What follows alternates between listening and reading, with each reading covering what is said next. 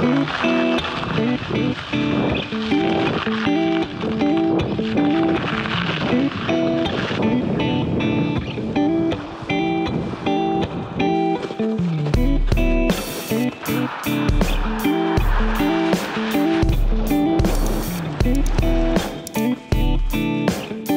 som sa nad tým nezamýšľal, či jazdiť alebo nejazdiť v zime.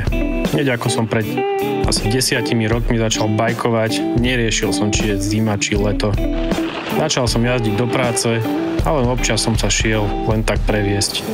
Cez zimu som len výnimočne chodil do práce autom. Nechcelo sa mi ho oškrabávať, ometať od snehu a čakať, kým sa zohreje. Na bajku len začnem šlapať a je mi teplo, takže mi príde úplne normálne, že jazdím celoročne. Beriem to ako zmenu po tom krásnom počasí leta a jesene.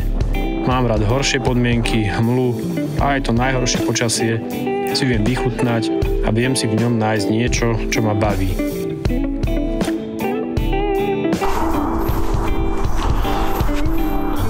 Parádne počasie. -12. Slniečko svieti. Ja už mám pekné fúzy. Ideálne na jazdenie. Bez blata. Troška tu šmíkanie, veľa snehu. Idem na inú vec. Ak prežijem zimu v mrazoch, vôbec v lete neriešim nejaké obdobie, keď sa zhorší počasie alebo ma niečo podobné zastihne na pretekoch. Tréning morálu je dôležitý a správnym nastavením v mysle viete dosiahnuť veľké veci, aj keď nohy nejdú. Kondične a technicky je pre mňa zima tiež veľmi dôležitá. Cez zimu spomalím a do intenzity idem len veľmi výnimočne. Čo mi ale veľmi pomáha v sezóne, je technika jazdy, ktorú na snehu a ľade dokonale natrénujem. Nie som moc tréningový typ, takže nejaké extra skoky vo výkonnosti už nedosahujem. Čo ma ale drží na maratónoch niekde vpredu, je práve technika. Z jazdy v horších podmienkach, technické pasáže mám odjazdené zime na snehu a ľade. A aj keď mi na pretekoch v kopci ujdu, z jazde ich doženiem. Keďže sme v dobe, kedy sa už viac rozhoduje v technike a zjazdoch ako vo výkone, jazdenie v zime dá človeku viac, ako keď sedí doma na trenažéri. Začať jazdiť v zime je možno pre bežného človeka troška zložitejšie. Je to o skúšaní, čo komu ako sedí a koľko toho zvládne. Hranicu komfortu máme každý posunutú úplne inde a práve posúvanie tejto hranice chce roky tréningu a skúsenosti. Tiež som nejak začínal, x-krát som vymrzol, zle sa obliekol či niečo podcenil. Osvedčilo sa mi, že netreba šetriť na zimnom oblečení. Tiež som si prešiel mnohými značkami, lacnými náhradami, skúšal rôzne fígle a vylepšováky. A aj tak som skončil pri top značkách a drahších kúskoch.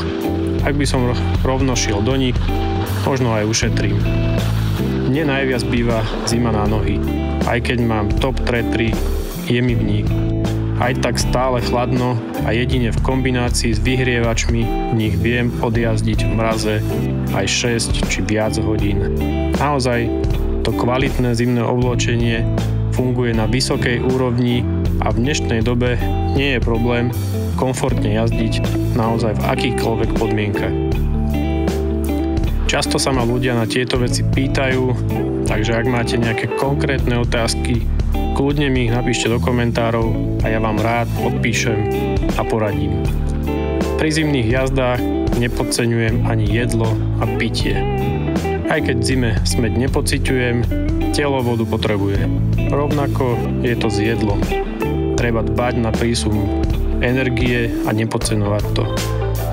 V zime sa mi žuť možno, že nechce, všetko je studené a tvrdé, ale cez zimu vaše telo maká na plné obrátky, aby vás zohrievalo.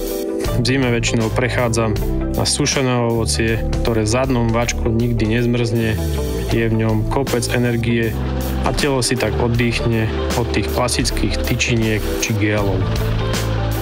Zimná cyklistika má svoje osobité čaro, no nie je úplne pre každého.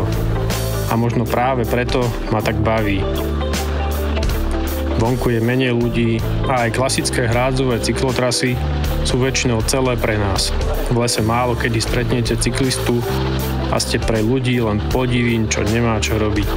Nechápu, ako môže niekoho baviť mordovať sa na bicykli v snehu a mraze kdesi po horách. A práve to, že je to také nezvyklé, ťažké, ma baví. Zima vás zocelí a o to jednoduchšie potom zvládnete tú klasickú letnú sezónu.